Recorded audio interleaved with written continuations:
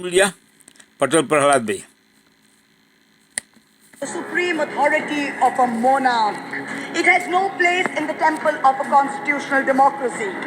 But Honorable Speaker, sir, it is understandable why this happened. Because the BJP has still not understood that their 303 brute majority, their Rajtantra, has been reduced to a 240-seat minority by the Loktantra. They are still living in the world of the Senghol. नमस्कार, मैं रवीश कुमार। जब द्रौपदी का चीरहरण हो रहा था तब कृष्ण ने रक्षा की, उसी तरह कृष्णानगर की जनता ने मेरी रक्षा की है। महुआ मोइत्रा लोकसभा में आ गई हैं। उनके भाषण से पता चल गया है कि महुआ अपने साथ हुई नाइंसाफी का हिसाब लेने में कोई कसर नहीं छोड़ने वाली हैं। महुआ ने पहले ही भाषण में साफ कर दिया कि वे पहले से ज्यादा निडर होकर आई हैं और तैयार होकर आई हैं। भारत की राजनीति में महुआ केवल एक सांसद नहीं है, उस लड़की की तरह है जिसकी आकांक्षाओं को कोई बांध नहीं सकता। उसके लिए उसका जमीन ही आसमान है। इस महिला सांसद पर जिस तरह से हमला हुआ और जिस तरह से यह महिला सांसद लड़ती रही, अनुभवों की कमी के कारण वो शिकार हो गई। लेकिन इस बार महुआ के पास अनुभव है और उनके साथ ममता बनर्जी भी। महुआ मोइत्रा का एक सांस में बोला गया यह वाक्य हमेशा याद रखा जाएगा कि मैंने अपनी सदस्यता खो दी, मैंने अपना घर खो दिया, मैंने अपना यूट्रस खो दिया, लेकिन बदले में उसका जो हासिल है वो कहीं ज्यादा बड़ा है। मुझे डर से आजादी मिल गई है। मैं एक दिन आप सभी का अंत देखूंगी, आपकी ईडी का अंत देखूंगी, आपके मीडिया का अंत देखूंगी, उन जजों का भी अंत देखूंगी। मैं देखने आ गई हूं। Much like Lord Krishna protected Draupadi, the people of Krishnanagar have protected me. In the last year, a lot of people look at me and say, "Oh, Mahua, you must have lost a lot. You lost your membership, you lost your house. And by the way, I also lost my uterus due to a surgery. But you know what I gained? I gained what Rahulji said, the freedom from fear. I do not fear you. I will see the end of you. We will see the end of you. Your ED, your CBI, your income tax, your trolls, your media, your bought out judges, nobody can scare us. The people of India are patient. They will wait patiently for this government to fall. And I hope that whoever writes the next speech for the Honorable President of India will give her the respect and the honor due by not filling it with falsity. This government has dishonored the office of the President by giving her a script that is full of lies. दिसंबर 2023 में महुआ मोइत्रा को लोकसभा से बर्खास्त किया गया। उनकी सदस्यता चली गई। जिस तरह से निकाला गया उस वक्त काफी बहस हुई। उसी दौरान महुआ की सर्जरी भी हुई थी। यह सब महुआ मोइत्रा ने चुपचाप झेला और पश्चिम बंगाल की कृष्णानगर की जनता के बीच जाकर काम करने लगी। इसी दौरान ममता बनर्जी और तृणमूल कांग्रेस ने भी उनका पूरा साथ दिया और महुआ ने भी सीखा कि पार्टी के साथ रहकर कैसे चला जाता है। नतीजा, कृष्णानगर से दोबारा जीतकर आ गई। महुआ मोइत्रा ने कितनी बार खुद को संभाला होगा, लेकिन हर बार वे खुद को ललकारने से रोक नहीं पाई। उनका बोलना केवल एक महिला सांसद का बोलना नहीं है, उस अकेली लड़की का भी बोलना है जो रात अंधेरे शहर के सुनसान में अकेले मर्दों को ललकारने लग जाती है। महुआ की आवाज में मदद की पुकार नहीं बल्कि लड़ने की ललकार है। हर लड़की को महुआ को बोलते हुए सुनना चाहिए, तभी उसे पता चलेगा कि आधुनिक जीवन के सारे सपने उसके भी हैं, उसका भी उस पर हक है। वो अपनी मेहनत से महंगा चश्मा, महंगी साड़ी, महंगा बैग सब लेकर चल सकती है, लेकिन सिर्फ इसी के आधार पर उसके बारे में कहानियां नहीं बनाई जा सकती, उसे डराया नहीं जा सकता। कोई भी सांसद चश्मे और बैग से महुआ नहीं बन सकती। वो बनती अपने साहस से, अपने बोलने की तैयारी से और मुद्दों के प्रति साफ समझ से। भारत का मिडिल क्लास जिस तरह से अपनी बेटियों को मुखर बनाना चाहता है, सफल बनाना चाहता है, उनके लिए जैसा जीवन चाहता है, वह सब महुआ मोइत्रा में मौजूद है। महुआ उन्हीं सपनों से पैदा हुई एक लड़की हैं और माननीय सांसद भी। राहुल गांधी के भाषण के बाद जैसे ही महुआ मोइत्रा बोलने के लिए उठी, प्रधानमंत्री उठकर जाने लगे। महुआ ने कहा भी कि आप मुझे हराने के लिए दो बार कृष्णनगर आए, मैं जीत कर आ गई हूं, कम से कम मेरा भाषण तो सुनते जाइए।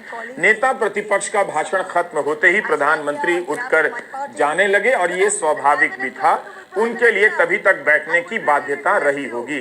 लेकिन महुआ मोइत्रा के भाषण से पहले राहुल गांधी भी सदन से उठकर चले गए और महुआ ने दोनों का जिक्र कर आगे नजरअंदाज कर दिया।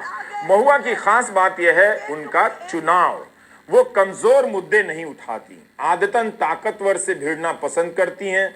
अदानी को लेकर लगातार बोलने वाली महुआ मोइत्रा ने इस बार उनका नाम तो नहीं लिया, लेकिन इस बार एक नया ताकतवर चुन लिया, चुनाव आयोग, और जमकर निशाना साधा। Fight of the EC, not because of it.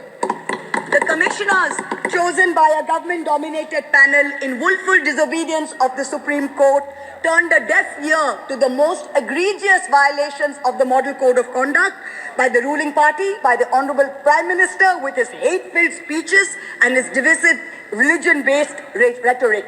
This country has been ashamed and disgusted by the language used against minorities during this campaign. This election will go down in history where an eager and compliant election commission turned a blind eye and a deaf ear against the excesses of the ruling party when the MCC was in effect. Opposition leaders were arrested, party accounts were frozen, ED and CBI even came into our election offices with impunity. Ultimately, the voters took charge and they said, "बहुत हो गया, enough is enough." भारतीय राजनीति और लोकसभा में एक से एक शानदार महिला सांसद और विधायक हैं। हम बहुत सी महिला सांसदों और विधायकों की राजनीतिक क्षमता के बारे में जानते भी नहीं, क्योंकि एक ही नेता की दिन भर बात होती रहती है। उनमें से कई न केवल संसदीय कार्यों में दक्ष हैं, बल्कि अपनी पेशेवर क्षमता भी है। राजनीति को उल्टा सीखना होगा कि ऐसी सक्षम महिला नेताओं से कैसे संवाद किया जाए, कैसे उनके साथ चला जाए, उनकी आजादी को, उनके चुनाव को भी स्वीकार किया जाए। 2019 में जब महुआ मोइत्रा पहली बार जीत कर आई तो 25 जून 2019 का लोकसभा में उनका भाषण काफी प्रचलित हो गया। नई सांसद के रूप में महुआ को बोलने के लिए वक्त बहुत कम मिला था, लेकिन थोड़े से वक्त में महुआ ने फांसीवाद के 7 खतरनाक लक्षणों को उठाकर सबको सन्न कर दिया। किसी को यकीन नहीं था कि पहली बार सांसद बनकर आई महुआ उन बातों को सदन के भीतर कह देंगी जिन्हें कहने में बाहर भी कहने में दिल्ली हिम्मत नहीं जुटा पाती थी। उन 7 लक्षणों में पहला हमला उस राष्ट्रवाद पर था जिसके नाम पर गोदी मीडिया और आईटी सेल लेखकों को, पत्रकारों को और समाज के लोगों को डराया करता था।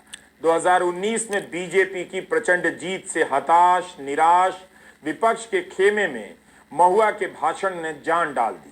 महुआ का भाषण समझने के लिए सुनने वालों की पढ़ाई अच्छी होनी चाहिए, तैयारी भी पता होना चाहिए कि पाब्लो नेरुदा कौन है और प्रतिरोध के कवियों में उनका क्या मकाम है। The BJP, the ruling party, the Honorable Prime Minister mentioned many words beginning with the letter M.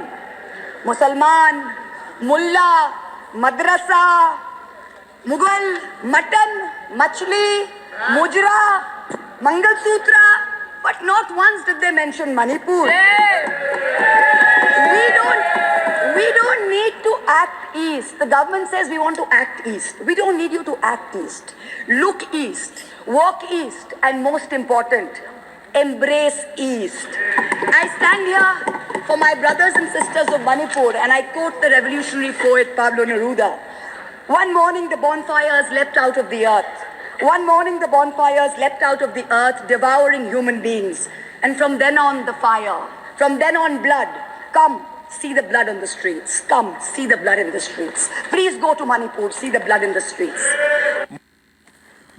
प्रतिशोध तो था और वो होना भी चाहिए, लेकिन उनका प्रतिशोध हिंसा का नहीं था, बल्कि खुद के साथ हुए अन्याय का लोकतांत्रिक प्रतिकार था।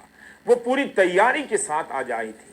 राष्ट्रपति के अभिभाषण पर बोलने के लिए 6 बिंदुओं का चुनाव किया और उन हिस्सों को लेकर वे एक कुशल सांसद की तरह विस्तार से बोलने लग गईं। दिल्ली के जल संकट का मुद्दा उठाया, बुलेट ट्रेन की फिजूल खर्ची पर बोली और लद्दाख की जनता के लिए भी आवाज बन गई। याद दिला दिया कि लद्दाख में बीजेपी तीसरे नंबर पर आई है।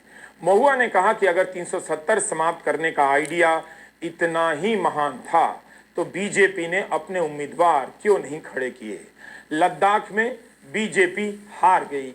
उन्होंने यह भी कहा कि राष्ट्रपति के अभिभाषण में नॉर्थ ईस्ट तो कहा गया मगर मणिपुर का अलग से जिक्र नहीं हुआ। राहुल गांधी की तरह महुआ ने भी अयोध्या का जिक्र किया मगर अंदाज और संदर्भ काफी अलग था। ये तुम लोगों के नाम जपो में पहले सा आराम नहीं, ये तुम लोगों के नाम जपो में पहले सा आराम नहीं।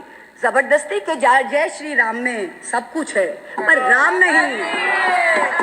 जबरदस्ती के जय श्री राम में सब कुछ है पर राम नहीं। Today in India, there are two types of leaders. Those of us who come via the voting machine, and then there are many who come via the washing machine.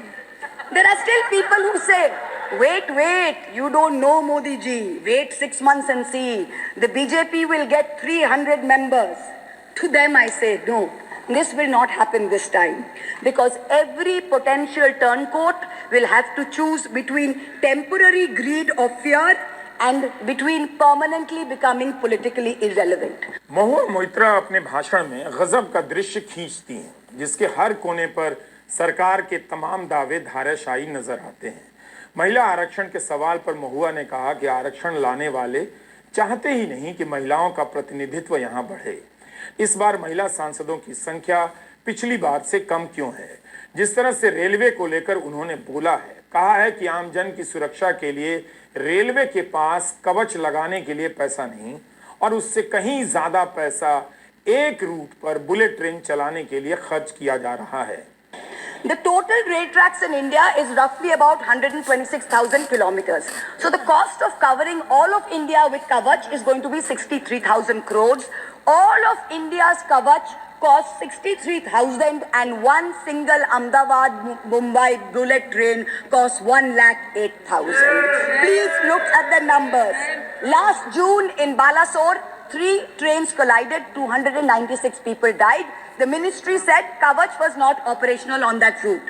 Last week, Kanchenjunga Express collided with a goods train in New Jalpaiguri. 10 people died. Again, the ministry said Kavach is not operational on the route.